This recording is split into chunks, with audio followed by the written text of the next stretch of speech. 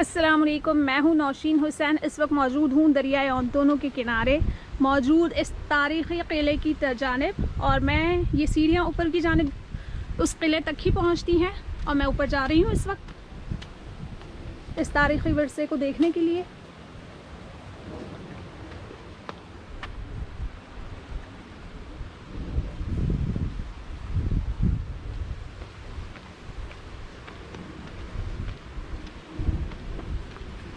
जी, तो मैं इस वक्त आ चुकी हूँ इस किले की तरफ, और सीढ़ियाँ काफ़ी थका देने वाली थी, लेकिन बाद में जब मैं ऊपर आई तो मैंने महसूस किया कि एक और रास्ता है जिसके ज़रिए आया जा सकता है, और वो ही ये ट्रैक जो यूँ पूरा ज़िग-ज़ैग होता हुआ यहाँ तक आता है किले तक। तो बराह रास्त यहाँ भी आया जा सकता है और सीढ़ियों के ज़रिए भी बंदा ऊपर पहुँच सकता है, ऊपर आ सकता है। नहीं, वापसी में मैंने यही सोचा कि मैं ट्रैक के ज़रिए ही जाऊंगी, और ऊपर से ये दरिया का नज़ारा बहुत खूबसूरत है, और ये किला भी तारीख़ी एतबार से बहुत अहम है और इसके साथ ये खूबसूरत भी है। बैटल ऑफ ऑंतोना एक जंग रही है कनाडा और ऑंतोना के रिहायशियों के दरमियान। किले की यादें उसी जंग के साथ जुड़ी हुई हैं, और इसीलिए आधा का किला मस्मार भी हो चुका है, क्योंकि अमेरिका और कनाडा ने इस किले पर बमबारी की थी।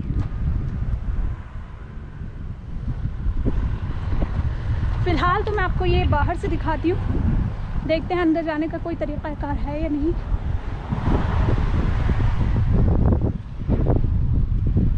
शायद ये सब बंद है।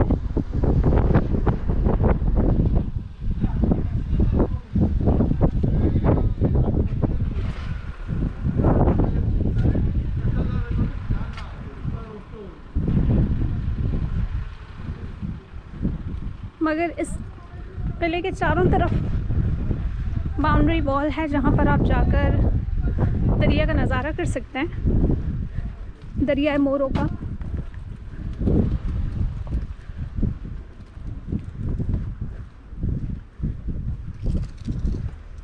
यह किला रेनेसांस के दौर का है। रेनेसांस से मुराद है निशात सानिया, जिसे उर्दू में कहते हैं। यानी आज से तकरीबन 700-800 कबल पुराना ये किला है, और एक फैमिली ने इसे ख़रीदा था। इस वक्त बहरहाल ये स्टेट प्रॉपर्टी है।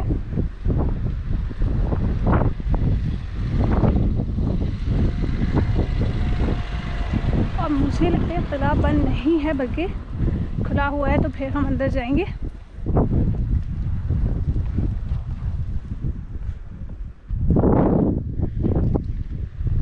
इसे बहुत अच्छे तरीके से प्रिजर्व किया गया है।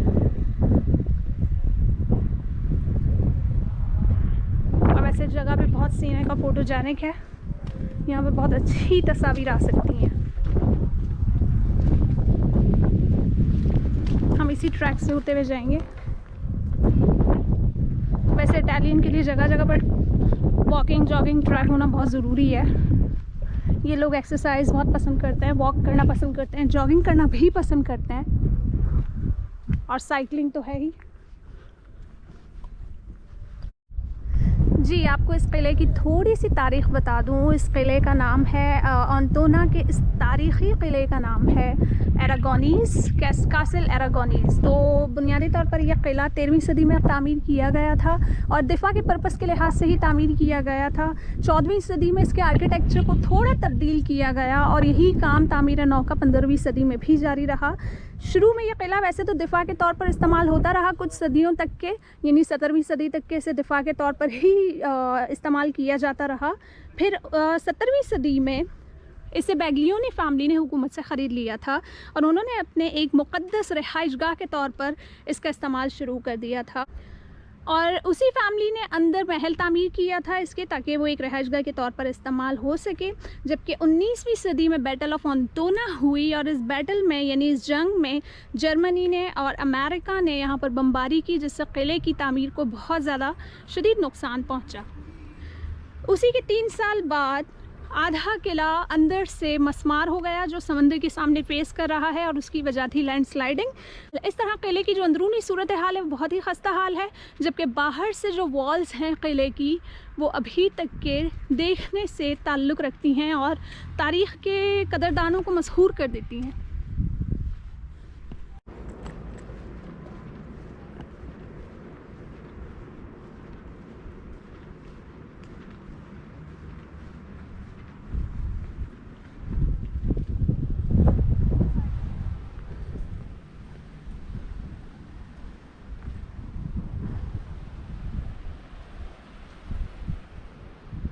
जो बीच लवर्स हैं वो भी यहाँ आ सकते हैं, जो हिस्ट्री और कल्चर लवर्स हैं उनके लिए भी ये जगह बहुत इंटरेस्टिंग है। और अभी तक मैंने कोई टिकट या फ़ी वगैरह पे नहीं की चार्जेस यहाँ एंट्री के लिए, और मुझे लगता है शायद कोई है भी नहीं। फ़िलहाल मैं ऊपर जा रही हूँ।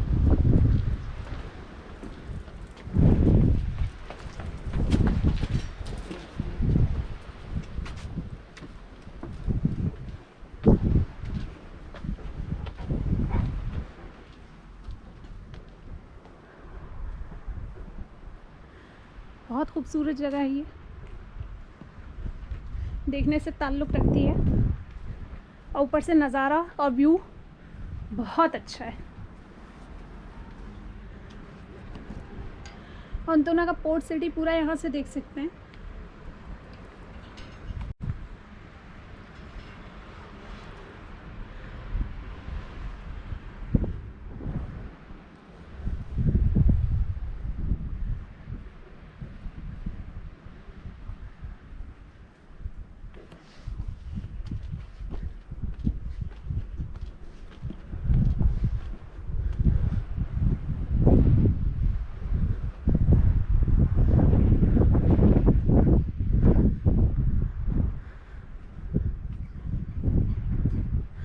इस वक्त बहुत ज़्यादा यहाँ रश नहीं है, कम लोग हैं।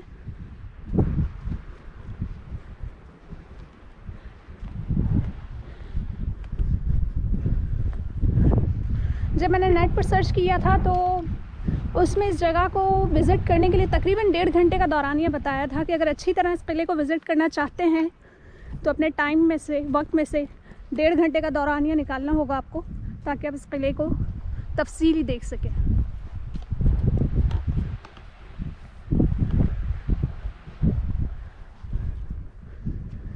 यहाँ कोई ऐसे मैनुअल या डिजिटल नहीं मौजूद हैं चीज़ें जिससे तारीख़ यहाँ की पढ़ी जा सके और फ़ौरन अंदाज़ा हो सके कि क्या जगह किस हैसियत की हामिल है।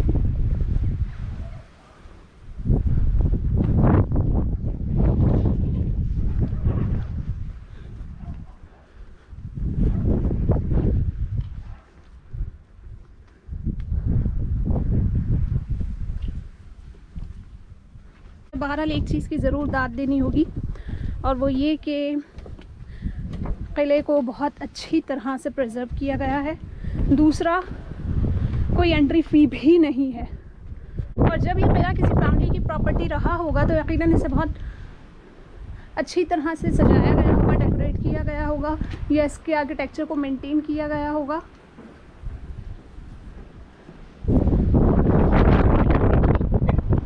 इटली वैसे भी तारीख़ी बुनियाद, यहाँ पर बहुत सारी तारीख़ से रिलेटेड जगह हैं, यह किला भी उनमें से है। और इसकी सबसे अहम बात तो ये है कि रेनेसांस से इसका ताल्लुक़ है, उस दौर से इसका ताल्लुक़ है।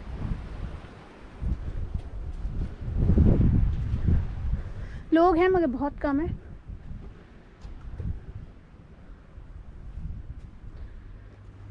अच्छा, जब आप तारीख़ी जगहों पर जाते हैं तो एक एक पत्थर को देख के एहसास होता है कि कीमती हीरे जवाहरात से ज़्यादा अहम है, क्योंकि ये अपने अंदर सदियों की तारीख़ समोए हुए हैं। न जाने इन्होंने कितने अदवार आते हुए, कितने दौर आते हुए, कितने लोग, कितने बादशाहों, कितनी जंगों का सामना किया है।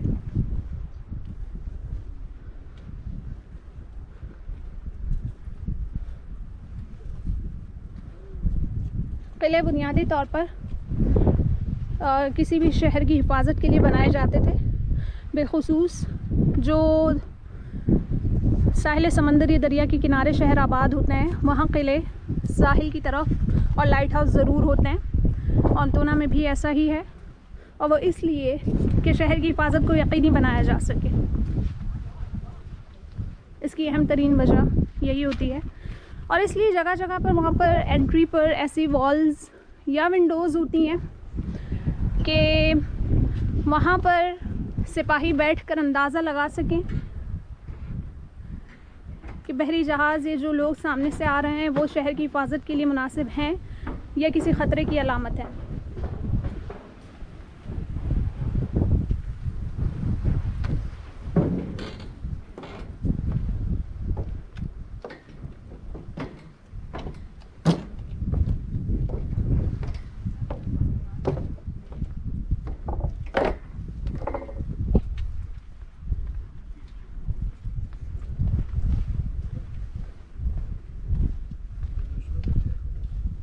मुझे लगता है शायद बेसमेंट या अंडरग्राउंड भी है कुछ ना कुछ, जिसे देखा जा सकता है।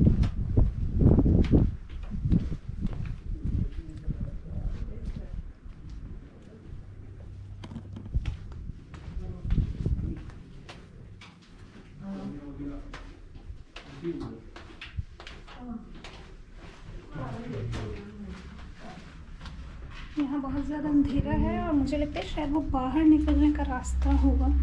जी ऐसा ही है, बाहर निकलने का ही रास्ता है वो,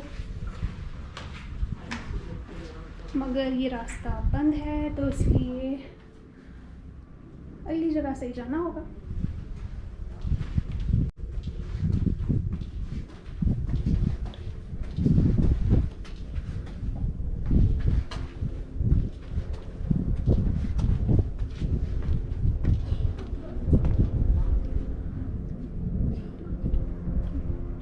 12 किला नहायत हसीन है और मेरा ख़्याल है अगर आप अंतोना शहर विज़िट कर रहे हैं या ब्रूजसो रीजन आ रहे हैं तो इस किले को एक दफ़ा देखने ज़रूर आएँ।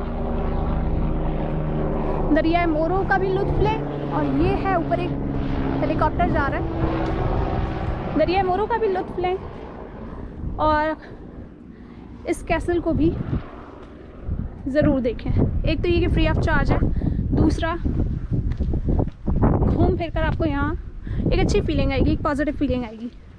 अपना बहुत ख्याल रखिएगा, फिर मिलेंगे इंशाल्लाह अगले व्लॉग में। अल्लाह हाफ़िज़।